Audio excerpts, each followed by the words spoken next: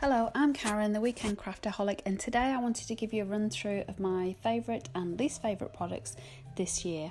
So starting off with these Avery L pockets, more for storage obviously for my dies, stamps and embossing pads. Really like these, saw these on Jennifer Maguire, a great way to store all your craft supplies. So here I'm just showing you, they come in bundles of 50. What I've done, I've got my stamps and coordinating dies just at the back so that I keep them all together, and if I have got extras I also stick those in as well. Now with my dies I do put a magnetic sheet on so the dies can hold in place, and then keep the original packaging at the back so I know which brand it is. And here, because of the embossing folders, I normally just put a piece of coloured card in between so the embossing pad really stands out. If you're looking to organise and change the way you organise your stamps and dies, I would definitely recommend this way. Now this one I've speeded up a little for you because what I wanted to do is give you a little bit of a demo of these Wink of Stella pens. I'm sure everyone's familiar with them, but this is the first year I've begun using them and I absolutely love them. I reach for them for nearly every product, they're on my desk all the time, and I've recently purchased a gold one. So up until then I just had the white and the clear, and now that I've seen the gold as well, I want to collect them all, they're amazing. So I'm just showing you the difference here between white background and also a coloured background. It doesn't really come across too well, and the instructions are not that good on the packaging either. What I find, you've got to take the little black clip out and push it down. Now this is pretty basic, but again it's amazing. It's just T ruler, nice and cheap, but I use it in most products, and it's great just for obviously getting a straight line. Being left-handed, I'm not that great at eyeballing things and having that good spatial awareness, so this is great for lining up any stamping, embossing, stickers, labels, that kind of thing. So I definitely recommend investing in one of these if you don't already have one. I'm going to cheat slightly here because I've got two glue products that I really like. I've been using this Zig pen all year. What's great about it is a two-way. You can apply it straight away and it's permanent, or if you let it dry a little it becomes a temporary adhesive. So you can see here it comes out blue, it does dry clear. I like the size of it, it's a great size for sequins and really easy to apply. But the last couple of weeks I've actually got myself a Lawn Ornamentals glue tube, and I've absolutely fallen in love with this. I've been looking for something for quite a while that's quite easy to apply. You can see here I've just squeezed a little bit too hard. Actually I don't even know why I squeezed. This is me not applying any pressure, and you can see just how tiny those dots can be without applying any pressure on that. I think the product's going to last a long time. You certainly get a lot of use out of it, especially because you're only using very limited amount of the adhesive. So I have sneaked 6 favourite things into this video rather than 5, but I had to include both of those because the Zig one definitely does deserve a mention. The other thing I've got recently is this Distress Refresher. Now I bought Distress markers for quite a while, had them for a few years. Really disappointed in the way they dried out really quickly, particularly the fin tip.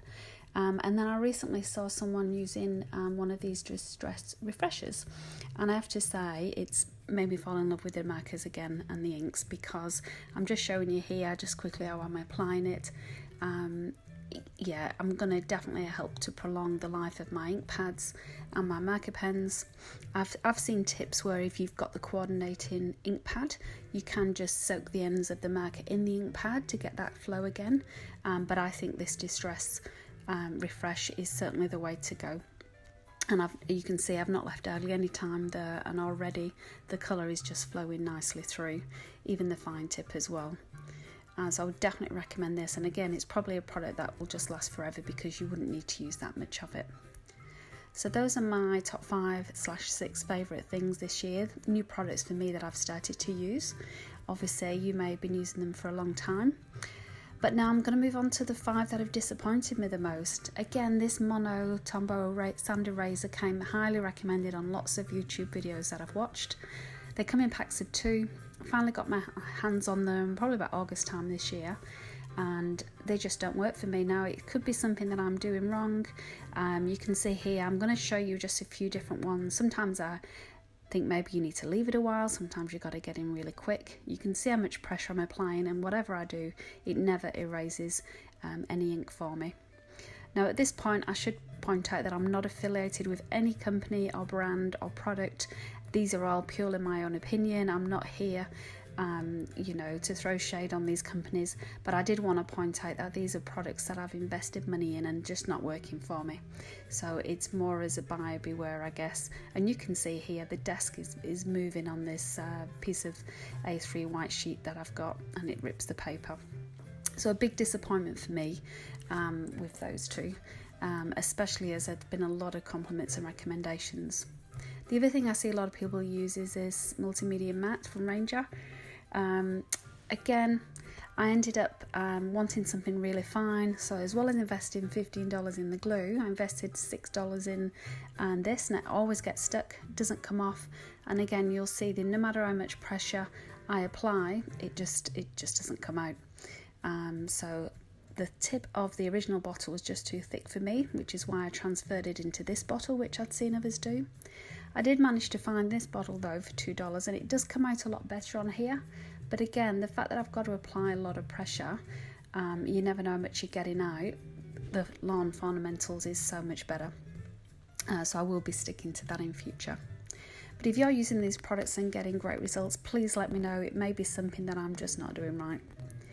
The other thing that was a bit of a disappointment, an expensive mistake, is this Tombow Glue Pen. This was about $10. It's never ever worked since I've got it. There is a lot of ink still in it. I like the idea of having a pen, but yeah, it's just never worked. So again, if you're using this with success, please let me know, because I would like to get some use out of it if I can. Obviously can't bring myself to throw these away, but at the same time, really frustrating that these don't work. So that's the Tombow Glue Pen that I've got. Now I'm going to show you the product cover for this, because this is Xyron Adhesive Eraser. I'm always changing my mind once I've applied tape runner and so on. So you can see here that Zig pen's already completely dried, the blue's gone, and I'm just using that now as a bit of a test to show you that also I'm not getting any results from this. I thought it would be a godsend. Luckily it wasn't too much, it was only about $5, but it just never erases. It just rips the paper for me or leaves dirty marks.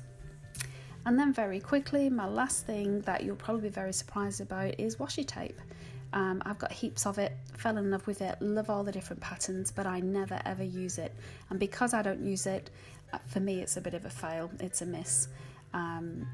They're irresistible when you see them in the shop, and you've just got to get more and more. I thought having them within reach would really help, so I got this nice little washi tape holder from Kmart. That's my favourite one there with the gold hearts, and the rest of the ones that just came in packs that I'm not too fussed about, that I just use for masking. But I still don't use them. So as pretty as they look in the craft room, for me it's a miss, because I don't reach for them often as I should do, even though I do consciously look at them and never think they would go on any product that I'm creating. So those are my hits, the ones I really love. These are the ones unfortunately that let me down, a little bit disappointed. But as I say, please give it a go. Please leave your comments. If you've had success with these, I would love to hear from you. Thank you for watching.